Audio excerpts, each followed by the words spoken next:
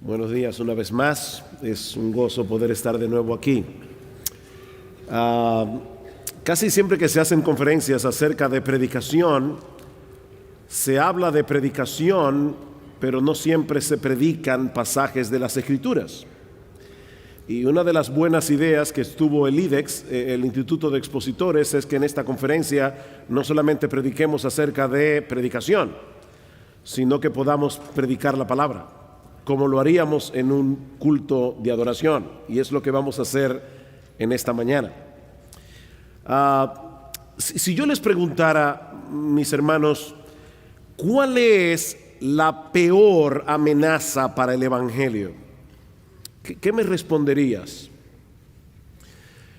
Bueno, seguramente algunos pensarían en las persecuciones, otros tal vez en el incremento de la inmoralidad, el avance del secularismo en nuestra sociedad occidental. Otros tal vez pensarían en el auge de las sectas falsas o incluso en el avance del Islam en las naciones de Occidente. Pero lo cierto es, mis amados hermanos, que la mayor amenaza para el Evangelio no proviene de fuera de la iglesia, sino de adentro. De hecho, se trata de un mal con el que todos tenemos que luchar constantemente en un grado o en otro. Mis hermanos, la peor amenaza para el Evangelio en tu vida, en la iglesia, en el mundo allá afuera, es el legalismo. Es el legalismo. Es un mal que se disfraza tan exitosamente que resulta difícil de detectar antes de que sea demasiado tarde. El legalismo es un mal, una enfermedad, una plaga que mantiene a millones de personas alejadas de Cristo, y es lo que impide que muchos creyentes puedan avanzar hacia la madurez espiritual. El problema es que el legalismo es tan engañoso que muchos pueden confundirlo con la verdadera santidad o incluso llegar a pensar que el legalismo es un mal menor en comparación con el hecho de ser un mundano. De hecho, yo he oído personas que dicen: yo prefiero que mi iglesia sea legalista a que sea una iglesia mundana. Sin embargo, hermanos, es interesante notar que las mayores controversias de Jesús a lo largo de su ministerio no fue contra los saduceos y los herodianos, que eran los liberales y mundanos de aquellos días. Fue contra los escribas y fariseos, que no solo representaban la ortodoxia doctrinal en el tiempo de Jesús, sino también el celo por la santidad. Ellos parecían ser los únicos que tomaban en serio la ley de Moisés. Pero como espero que veamos en esta mañana, en el capítulo 7 del Evangelio de Marcos, en los versículos 1 al 23, ese caparazón de rectitud escondía en realidad un corazón dañado por el pecado, que se opone a Dios y a sus caminos como cualquier mundano o cualquier liberal.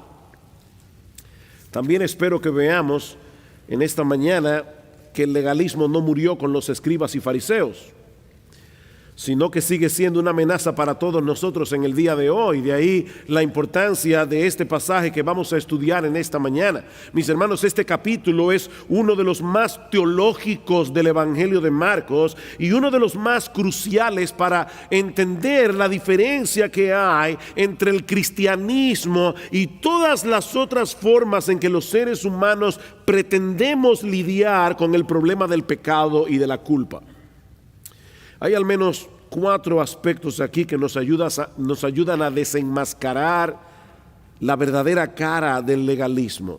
Y el primero es que los legalistas intentan ganarse el favor de Dios a través de su obediencia.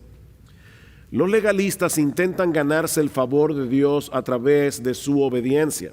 Noten los versículos 1 al 5.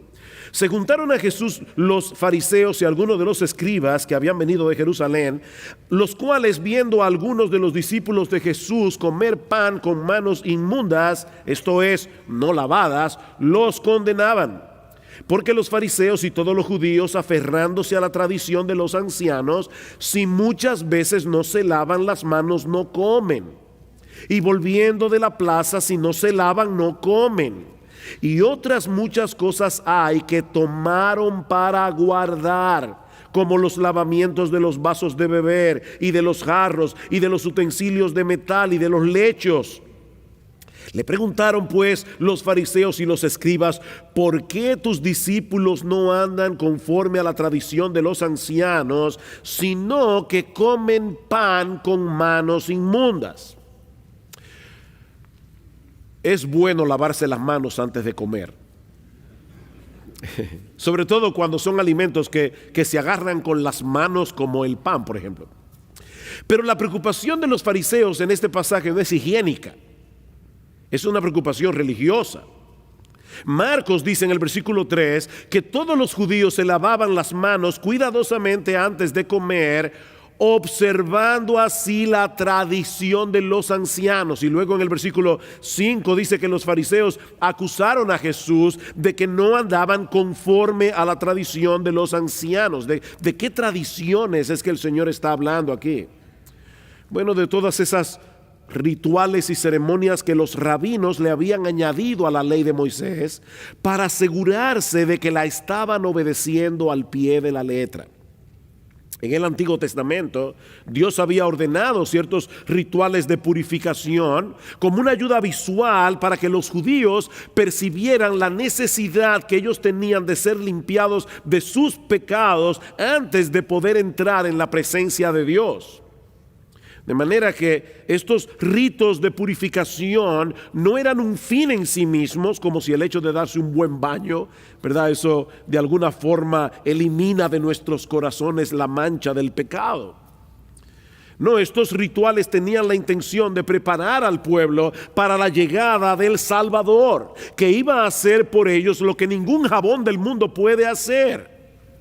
El problema del hombre, mis hermanos, es espiritual y requiere de un remedio espiritual. Es por eso que en Deuteronomio capítulo 10, versículo 16, Moisés le dice al pueblo que ellos debían circuncidar ¿el qué? Sus corazones. La circuncisión que se llevaba a cabo en el cuerpo físicamente apuntaba hacia una solución más radical del problema del pecado y de la culpa. En Jeremías capítulo 2 versículo 22 lo dice de una forma más impactante: aunque te laves con lejía y amontones jabón sobre ti, la mancha de tu pecado permanecerá delante de mí, dijo Jehová el Señor. El lavado del cuerpo no puede quitar la mancha que tenemos en el alma. Pero los líderes religiosos de Israel, y aquí está el punto clave, mis hermanos, de este pasaje, los líderes religiosos de Israel perdieron de vista el verdadero significado de estos rituales. Y llegaron a pensar que el mero hecho de practicarlos los ayudaría a ganarse el favor de Dios. Y en cierto modo ese es el corazón del legalismo. Básicamente consiste en tratar de ganar el favor de Dios a través de nuestra obediencia a un conjunto de leyes y de normas.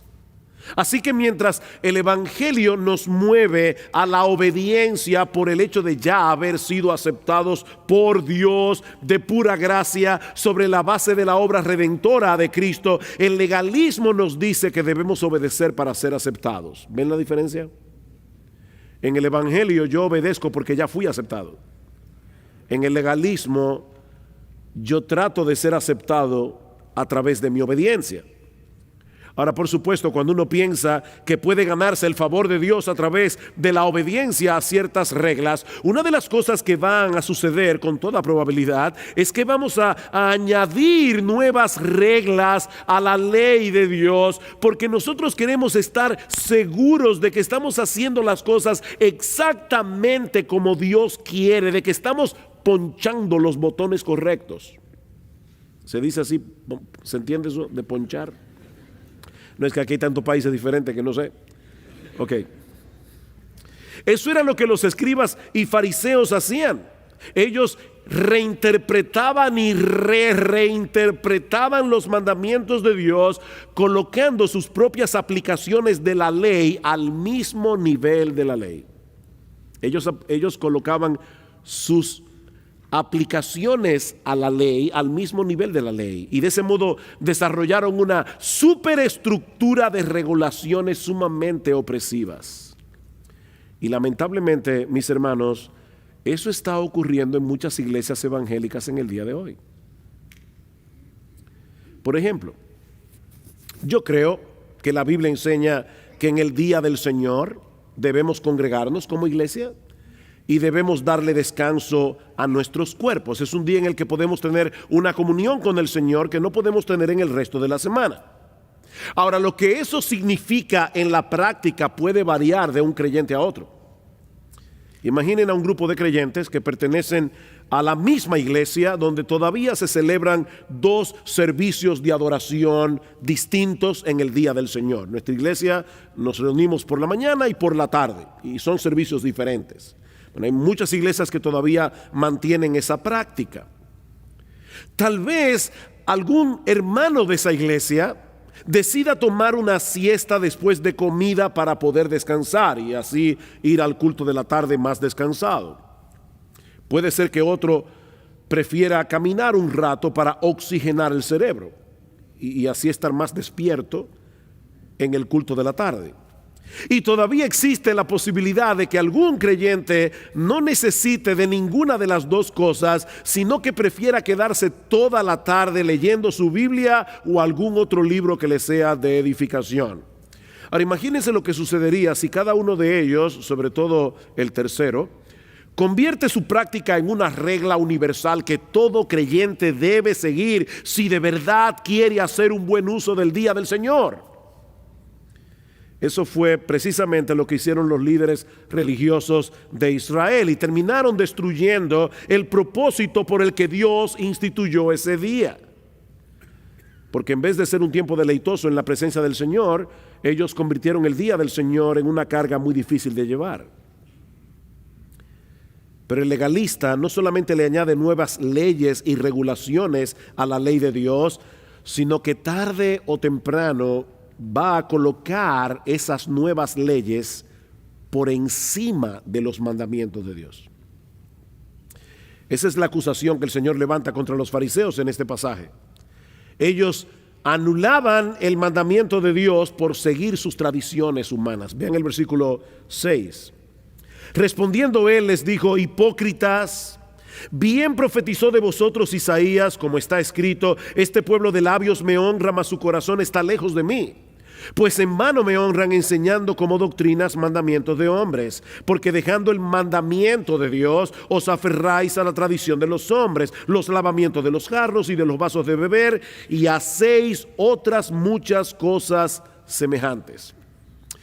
Mis hermanos, el único que sabe cuál es la forma correcta de acercarnos a Dios es Dios. Es el único. Cuando ponemos a un lado su palabra para seguir tradiciones humanas, lo estamos adorando en vano porque no lo estamos haciendo de corazón. Es una hipocresía, dice el Señor. Porque ellos profesaban ser seguidores de Dios, ¿verdad? Pero en realidad eran seguidores de los hombres. Ellos cumplían fielmente con la tradición de los ancianos, y si podían hacer eso todo estaba bien. Pero mis hermanos, ¿qué de la devoción del corazón?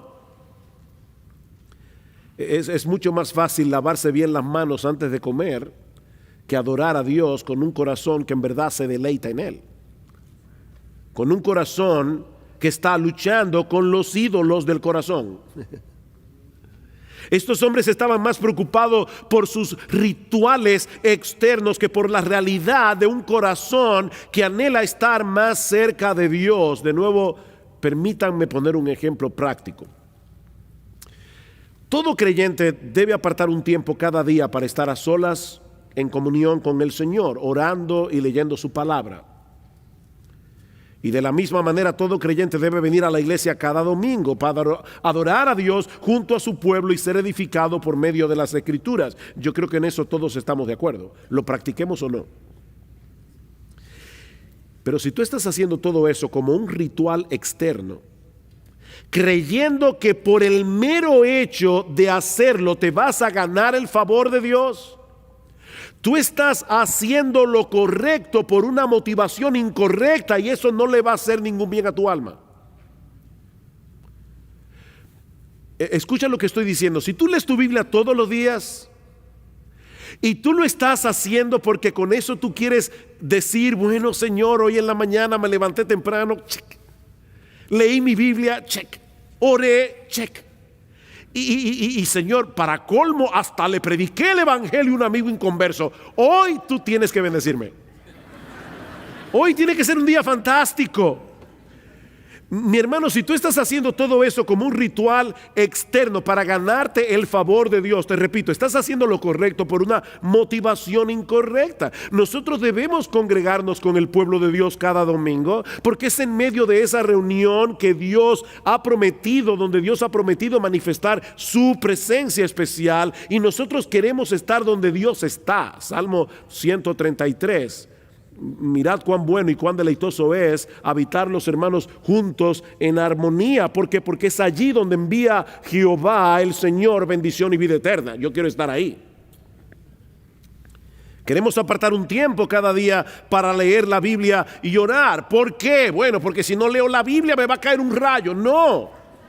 La razón por la que yo quiero leer mi Biblia todos los días, la razón por la que yo quiero orar es porque Dios nos habla a través de su palabra y nosotros derramamos nuestros corazones delante de Él por medio de la oración.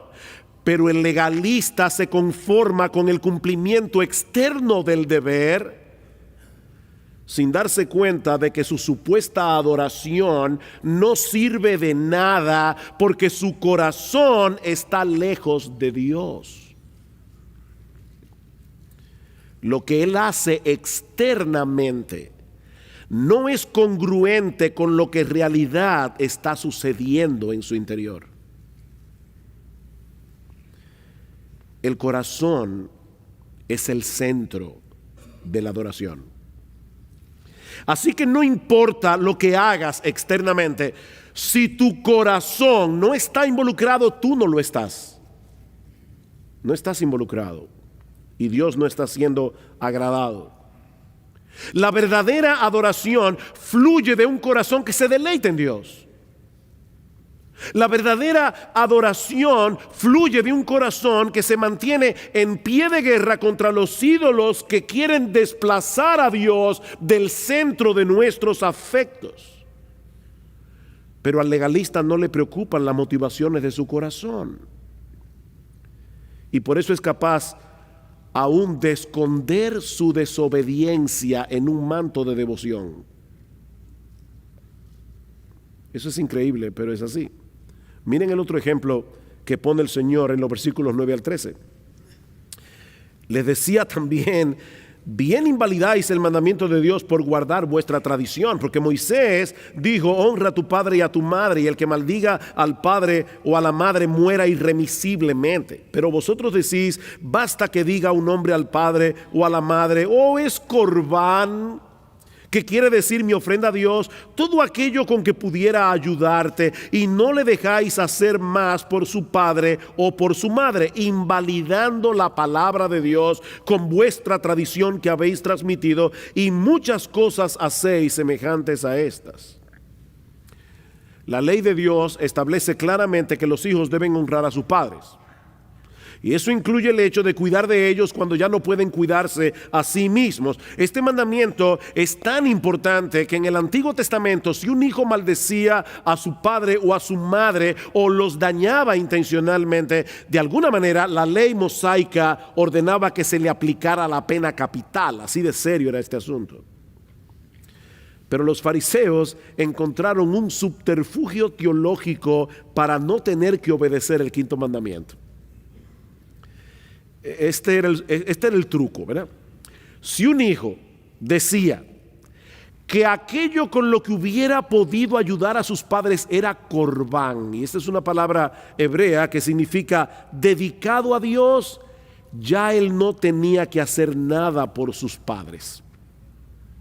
Porque Dios es más importante que los padres, ¿verdad que sí? Ay, papá y mamá, lo siento, esto que yo tenía con lo que yo pudiera ayudarte es corbán, yo lo dediqué a Dios. Ahora miren dónde está el truco. La regla del corbán decía que si una persona dedicaba algo a Dios, podía seguirlo usando a lo largo de toda su vida. Pero no podía dárselo a nadie más. De manera que cuando esa persona moría, aquello que había dedicado a Dios después de su muerte era llevado al templo porque era corbán. De esa manera los hijos se libraban de la responsabilidad de tener que cuidar a sus padres bajo el alegato de que ellos habían dedicado sus bienes a Dios. Y Cristo dice en el versículo 13, y ese es solo un ejemplo de muchos. Ustedes hacen muchas cosas semejantes. Increíble, hermanos, la hipocresía de estos hombres. Ellos escondían su desobediencia a los mandamientos de Dios en un manto de devoción. Esa es la ironía del legalismo, que añadiendo reglas a la ley de Dios termina restándole mandamientos a la ley de Dios, porque lleva al hombre a descuidar lo que realmente es importante para Dios por estar más preocupado de lo que es importante para los hombres.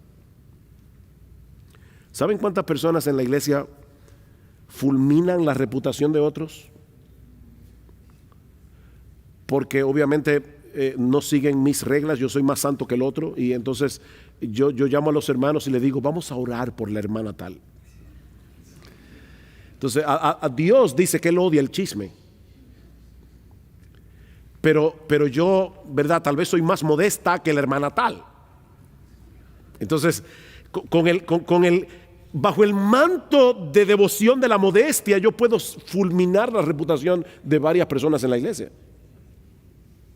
Y me siento muy piadosa. Eso es el legalismo.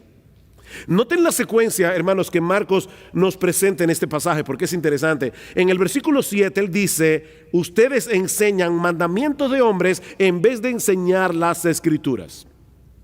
En el versículo 8 dice, ustedes dejan el mandamiento de Dios para aferrarse a la tradición. En el versículo 9 dice, ustedes violan el mandamiento de Dios. Y en el versículo 13 dice, ustedes invalidan o cancelan la palabra de Dios. ¿Se dan cuenta de la secuencia, cómo va cada vez peor? Mis hermanos, el legalismo es algo serio. El legalismo es algo serio porque es imposible aferrarse a las escrituras mientras permanecemos aferrados a nuestras tradiciones, sin importar si son bíblicas o no. Esas dos cosas se oponen entre sí. Yo no sé cuántas veces me he topado con este caso en los casi 39 años que tengo de ser creyente. Personas a las que les compartimos el evangelio, pero que no están dispuestas a escuchar simplemente porque el mensaje que les estamos transmitiendo es contrario a lo que su abuela le enseñó, a lo que su mamá le enseñó. ¿Se han topado con eso? ¿Ustedes se dan cuenta cómo la tradición puede mantener a una persona alejada de Cristo? Ahora, lo mismo puede ocurrir con los que profesan la fe. Muchos tienen nociones distorsionadas del evangelio o de la vida cristiana práctica.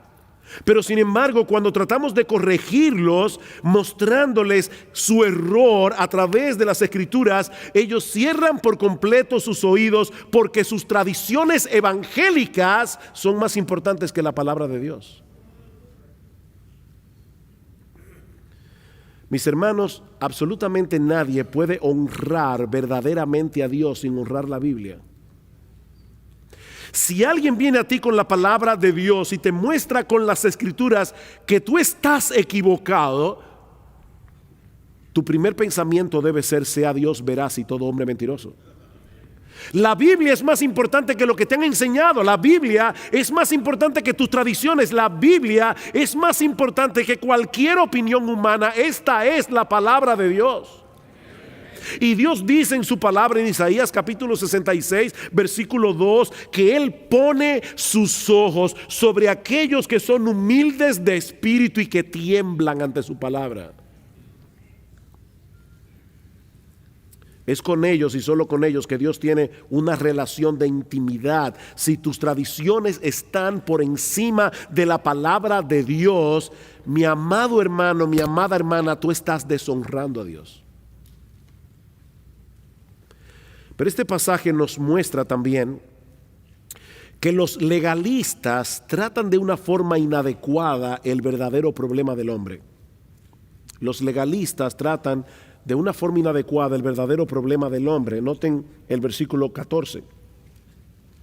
Y llamando así a toda la multitud les dijo: oídme todos y entended, nada hay fuera del hombre que entre en él que le pueda contaminar, pero lo que sale de él, eso es lo que contamina al hombre. Si alguno tiene oídos para oír, oiga. Cuando se alejó de la multitud y entró en la casa, le preguntaron sus discípulos sobre la parábola. Él les dijo: ¿también vosotros estáis así sin entendimiento? ¿No entendéis que todo lo de fuera que entra en el hombre no le puede contaminar, porque no entra en su corazón, sino en el vientre y sale a la letrina? Esto decía haciendo limpios todos los alimentos. Pero decía que lo que del hombre sale, eso contamina al hombre, porque de dentro del corazón de los hombres salen los malos pensamientos, los adulterios, las fornicaciones, los homicidios, los hurtos, las avaricias, las maldades, el engaño, la lascivia, la envidia, la maledicencia, la soberbia, la insensatez. Todas estas maldades de dentro salen y contaminan al hombre. Este es uno de los pasajes más neurálgicos del Evangelio de Marcos. Lo que el Señor está diciendo aquí no solo es importante para entender la gran diferencia que hay entre el cristianismo y todo lo demás, sino también para entender por qué el mundo está mal. ¿Por qué el mundo está tan mal? Yo creo que la mayoría de las personas se dan cuenta de que algo anda mal en el mundo. Pero muchos lo atribuyen a las estructuras sociales o políticas o a la falta de educación. Necesitamos urgentemente un cambio de sistema para que el mundo funcione como debe funcionar. Pero el Señor dice: no, el problema no está en el sistema. El problema está en el corazón humano. Por supuesto, un sistema político puede ser mejor que otro. Y ustedes están en elecciones aquí en noviembre. Yo me alegro no estar en el lugar de ustedes. Pero definitivamente alguien es el menos malo, ¿verdad? Un sistema político puede ser mejor que otro, un candidato puede ser mejor que otro.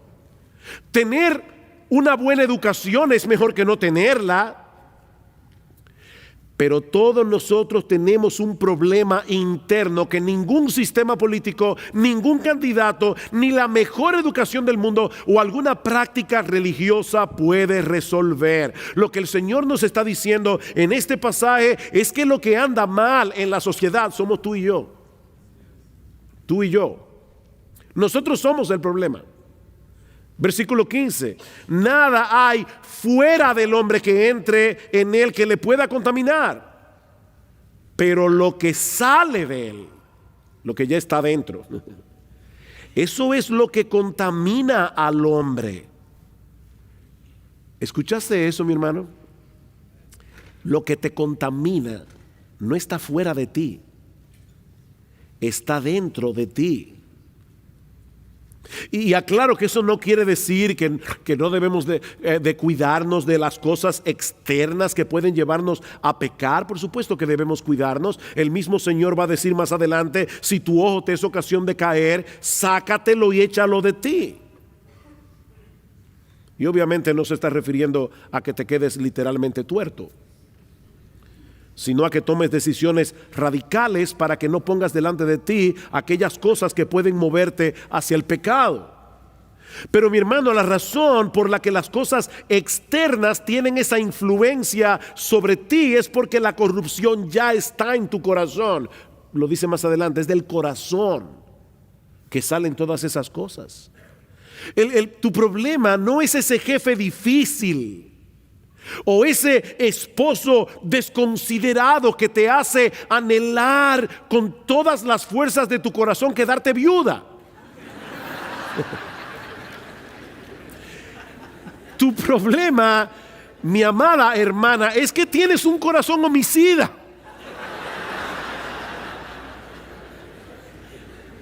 no es la pornografía en internet lo que te hace ver lo que no debes ver, es la lujuria de tu corazón.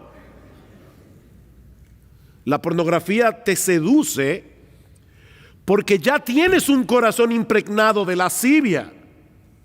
La razón por la que te gusta chismear es porque tienes un corazón orgulloso y cruel que disfruta publicando las faltas de los demás para luego hacer un pedestal sobre los escombros de la reputación de esa persona y levantar un pedestal para ti mismo. Ese es el problema.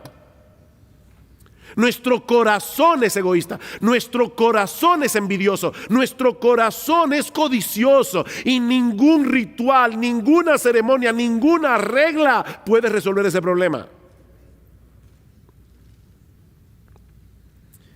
Más engañoso que todo es el corazón. Jeremías 17:9, y sin remedio. La palabra hebrea significa extremadamente perverso. Es por eso que el legalismo no funciona, hermanos. El legalismo no funciona porque las reglas pueden modificar tu conducta hasta cierto punto, pero no pueden purificar el corazón. Aunque te laves con lejía y amontones jabón sobre ti, la mancha de tu pecado permanecerá delante de mí, dice el Señor. Como dice Paul Tripp, el corazón del problema es el problema del corazón. El corazón del problema es el problema del corazón. ¿Cuál es el remedio? Eso nos lleva a la parte central, mi cuarto punto en este mensaje, y la parte central de este pasaje. Lo peor que tiene el legalista es que no descansa por fe en el único que realmente puede remediar el problema del corazón: nuestro bendito Señor y Salvador Jesucristo. Ese es el gran problema. Miren una vez más los versículos 18 y 19 de Marcos 7. Él les dijo: ¿también vosotros estáis así sin entendimiento? ¿No entendéis que todo lo de fuera que entra en el hombre no le puede contaminar, porque no entra en su corazón, sino en el vientre y sale a la letrina? Esto decía, haciendo limpios todos los alimentos. Ese comentario editorial que Marcos añade aquí entre paréntesis es muy importante. En el Antiguo Testamento había una serie de leyes dietéticas que regulaban, ¿verdad?, lo que un judío podía o no podía comer. En ese sentido, habían alimentos que eran limpios y otros que no lo eran. Pero ahora Marcos nos dice que Jesús declaró limpios todos los alimentos. ¿Cómo puede ser eso posible si el Señor siempre respetó cada mandamiento de la ley mosaica? Muy sencillo. Pablo dice en Colosenses capítulo 2, versículo 17, que todas esas regulaciones dietéticas no eran más que una sombra que apuntaban hacia Jesús. Como decíamos anteriormente, todas esas leyes del Antiguo Testamento que tenían que ver con las ceremonias de limpieza tenían la intención de mostrarle al judío la necesidad que tenían de purificarse para poder estar en la presencia de Dios. La razón por la que Cristo declaró limpios todos los alimentos es porque todas esas leyes ya cumplieron su cometido. La única razón de ser era preparar al pueblo para la llegada de aquel que iba a proveerles la verdadera purificación del corazón. Así que cuando el legalista sigue esforzándose por alcanzar el favor de Dios a través de su obediencia a un conjunto de reglas, lo que está haciendo en realidad es rechazando el único medio que Dios ha provisto para acercarnos a Él, el único medio que Dios ha provisto para derramar su bendición sobre nosotros, nuestro bendito Señor y Salvador Jesucristo. Hay un pasaje del Antiguo Testamento que presenta esta enseñanza de una forma increíblemente impactante. Yo le ruego al Señor Que el Espíritu de Dios impacte tu alma y tu corazón y tu mente en esta mañana con este pasaje. Se encuentra en el capítulo 3 del profeta Zacarías, es el penúltimo libro del Antiguo Testamento. Este es un pasaje lleno de simbolismo que comienza con una visión en la que el profeta ve al sumo sacerdote llamado Josué en el templo de Jerusalén delante del ángel del Señor. El templo de Jerusalén tenía 3 partes: un patio exterior, un patio interior y el lugar santísimo, donde solo entraba el sumo sacerdote una vez al año en el día de la expiación, en el día del Yom Kippur. Ahora, la preparación para ese día era sumamente meticulosa. Escuchen esto, hermanos, esto es importante. Una semana antes del día del Yom Kippur, el sumo sacerdote se aislaba de todo el mundo para no tocar nada que fuera inmundo, ni siquiera por accidente. La noche antes se quedaba sin dormir, orando y leyendo la palabra de Dios. A la mañana siguiente, el sumo sacerdote se lavaba de pies a cabeza y se vestía de lino limpio, completamente puro, y entonces entraba en el lugar santísimo y presentaba un animal sacrificado como expiación por sus propios pecados. Después salía fuera del lugar santísimo, volvía a bañarse otra vez, le ponían otra túnica de lino limpio, entraba de nuevo en el lugar santísimo para presentar otro sacrificio por los pecados de los sacerdotes. Salía otra vez, volvía a bañarse de nuevo, le ponían otro vestido de lino y él presentaba otro sacrificio, esta vez por los pecados del pueblo. Y estos datos son importantes para entender lo chocante que tuvo que haber sido para Zacarías la visión que él recibió en aquella ocasión. Porque él vio a Josué, el sumo sacerdote, el día de la expiación, vestido de ropas viles, dice en el versículo 3, literalmente en hebreo, vestido con una túnica salpicada de estiércol.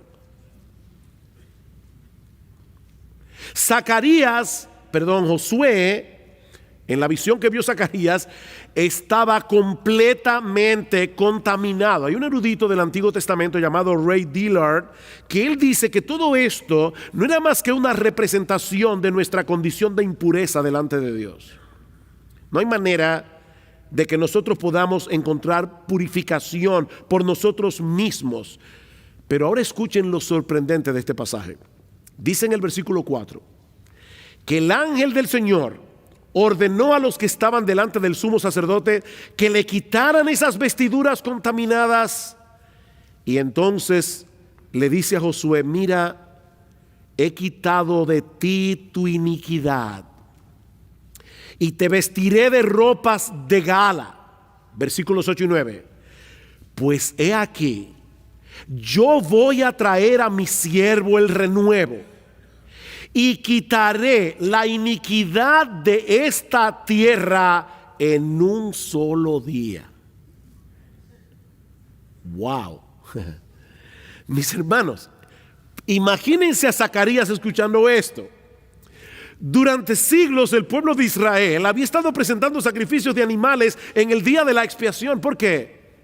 Porque nunca podían purificarse de una vez por todas de todos sus pecados. Había que hacerlo año tras año, año tras año, año tras año, por cientos de años. Y ahora Dios está diciendo que iba a llegar un día en que ya no sería necesario hacer más sacrificios, porque Él borraría por completo toda la iniquidad de la tierra en un solo día. ¿Cómo puede ser eso posible? La explicación de las Escrituras: siglos más tarde iba a aparecer otro Josué. Hermanos, no olviden que el nombre de Josué es el mismo nombre de Jesús, solo que en hebreo. Más tarde iba a aparecer otro Josué, y este nuevo Josué llevó el proceso a la inversa. Él vino vestido de lino limpio, él vino purificado. Pero Él fue desnudado de sus ropas de gala para ser vestidos con nuestro estiércol. Él fue desnudado de sus ropas de gala para ser vestidos con nuestro pecado y ser culpable por nosotros en la cruz del Calvario, para que todos los que crean en Él ahora puedan ser vestidos de lino limpio, limpio y resplandeciente, como dice en Apocalipsis. Es al revés. Al que no conoció pecado, por nosotros, a favor de nosotros, Dios a Él lo hizo pecado para que nosotros fuésemos hechos justicia de Dios en Él. En un solo día Jesús quitó el pecado para siempre por medio de un solo sacrificio. Como dice el autor de la carta a los Hebreos en Hebreos capítulo 10. Y mis hermanos, es extremadamente importante que nos prediquemos este evangelio cada día, que nos recordemos que nuestra aceptación delante de Dios depende enteramente de lo que Él hizo a nuestro favor, con su vida y con su muerte. ¿Sabes por qué? Porque todos nosotros somos legalistas en recuperación. ¿Tú quieres ver a un legalista? Mírate al espejo. Hermano, todos nosotros llevamos un católico romano en el corazón. Todos nosotros, cuando nosotros nos convertimos al Señor, y esa es la relevancia de este pasaje, cuando nosotros nos convertimos al Señor, el Señor instala en nuestros corazones el sistema operativo de la gracia. Ahora entendemos que la salvación no se gana por obras. Entendemos que la salvación es un regalo gratuito que Dios nos concede únicamente por gracia, únicamente por fe, únicamente por Cristo. El problema es que el pecado todavía mora en nosotros como una especie de virus cibernético que intenta corromper el sistema operativo de la gracia para reinstalar de nuevo el sistema operativo de las obras. Nosotros vivimos luchando con eso todo el tiempo. Todo el tiempo. ¿Saben por qué esto es importante, hermanos? Déjame darte un detalle que tú debes conocer. El diablo quiere que tú te sientas sucio todo el tiempo. Y la razón por la que él quiere hacer eso es porque el que está sucio no le da temor de ensuciarse más. Imagínate que tú estás, hermana que estás aquí, tú estás sábado de limpieza, estás con un pañuelo en la cabeza, estás limpiando la casa, estás sucia, enteramente sucia, y llega tu sobrinito de 5 años que adora a su tía y viene comiendo chocolate y está todo manchado de chocolate y quiere darte un abrazo. Su tita querida, ¿qué tú vas a hacer? No hay problema, tú estás sucia ya. Ahora imagínate que es domingo en la mañana, estás cambiadita, estás bañadita, vienes para la iglesia y llega tu sobrinito, toda la cara llena de chocolate y quiere darle un abrazo bien fuerte a su tía querida. ¿Qué tú vas a hacer? Lo vas a frenar. El legalismo te hace sentir sucio todo el tiempo, porque tú nunca llenas el estándar. Nunca llenas el estándar. Y por eso es tan importante, nosotros tenemos un acusador que es el diablo. Por eso es tan importante, mis amados hermanos, que al momento de pecar, nosotros vengamos delante de Dios con nuestra culpa y por medio del evangelio recibamos el gozo del perdón. Cuando tú cometes un pecado, vas a sentir culpa, la culpa la dio Dios, la culpa no viene del diablo, viene de Dios. Pero la única función de la culpa es llevarte al arrepentimiento y recibir con gozo el perdón que Dios ofrece gratuitamente por gracia por medio de Cristo. Es la única razón por la que Dios nos dio la culpa. Pero ¿sabes lo que va a suceder? Muy probablemente vas a venir delante del Señor, vas a pedir perdón por tu pecado y el diablo inmediatamente va a venir y te va a decir: ah, qué bueno, después que tú hiciste lo que hiciste, ahora quieres venir de sinvergüenza a pedirle perdón al Señor. Él va a tratar de hacerte sentir culpable, a seguir sintiéndote culpable, porque él sabe que el que se siente sucio no tiene temor de ensuciarse más. Pero ahí es donde yo tengo que recordar la promesa de 1 de Juan capítulo 1 versículo 9: si confesares nuestros pecados, Él es fiel y justo para perdonar nuestros pecados y limpiarnos de toda maldad. Ese texto es rarísimo. Si yo voy a hablar de perdón, yo no hablaría de justicia, hablaría de misericordia. Pero el texto no dice: si confesamos nuestros pecados, Él es fiel y misericordioso. No, Él es fiel y justo. ¿Por qué Juan habla de justicia si va a hablar de perdón? Él es fiel y justo y ya Cristo pagó por tus pecados. Por tanto, aunque yo me siga sintiendo culpable, si yo pedí perdón y me arrepentí, yo tengo que abrazar por fe esa promesa de Dios, la cual descansa en la obra perfecta de Cristo. Mis hermanos, el monstruo del legalismo no murió en el momento en que nosotros nos convertimos al Señor. Él va a seguir levantando su cabeza para tratar de obstaculizar en nosotros el proceso de santificación, por medio del cual somos conformados cada vez más a la imagen de Cristo. El legalismo nos vuelve inseguros y orgullosos al mismo tiempo. El legalismo nos hace ser hipercríticos y arrogantes mientras tratamos por todos los medios posibles de reafirmar nuestra identidad a través de lo que hacemos o lo que dejamos de hacer. El legalismo nos aleja de Jesús, porque nos lleva a olvidar lo que Él hizo a nuestro favor en la cruz del Calvario, y al separarnos de Él ya nada podemos hacer. Separados de mí, nada podéis hacer. Así que, mi hermano, mantente en guardia en contra del legalismo, haciendo uso del único armamento con el que contamos para defendernos, el mensaje del Evangelio, cuyo centro es Cristo y este crucificado. Es por eso que decíamos ayer que el Evangelio no solo es el mensaje que necesitamos para pasar de muerte a vida, es el que necesitamos seguir escuchando y aplicándolo cada día si queremos crecer en santidad. Dice Pablo, el amor de Cristo nos constriñe pensando esto, que si uno murió por todos, luego todos murieron y por todos murió, para que los que viven ya no vivan para sí, sino para aquel que murió y resucitó por ellos. El amor de Cristo nos constriñe, el amor de Cristo nos presiona, el amor de Cristo es el combustible que nosotros necesitamos para seguir avanzando en el camino de la santidad. No son más reglas lo que tú necesitas, mi amado hermano, mi amada hermana.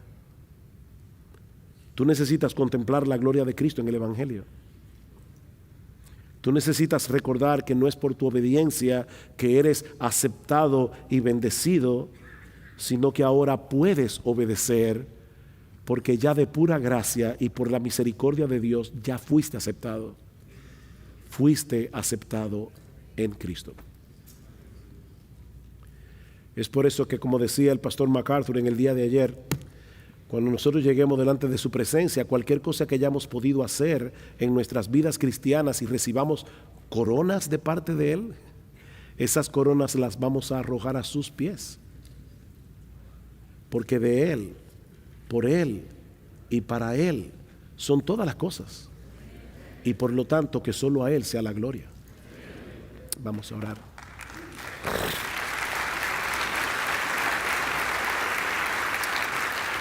Padre, queremos darte gracias por habernos dado en esta mañana otra oportunidad de predicar tu palabra. Ciertamente, Señor, el Evangelio es contraintuitivo.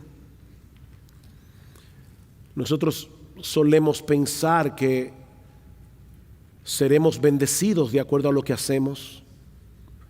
Qué difícil es para nosotros aceptar que somos bendecidos únicamente por lo que Cristo ya hizo. Bendice tu palabra, Señor, en el corazón de nuestros queridos hermanos aquí, porque te lo pedimos en el nombre de Cristo y para su gloria. Amén y amén.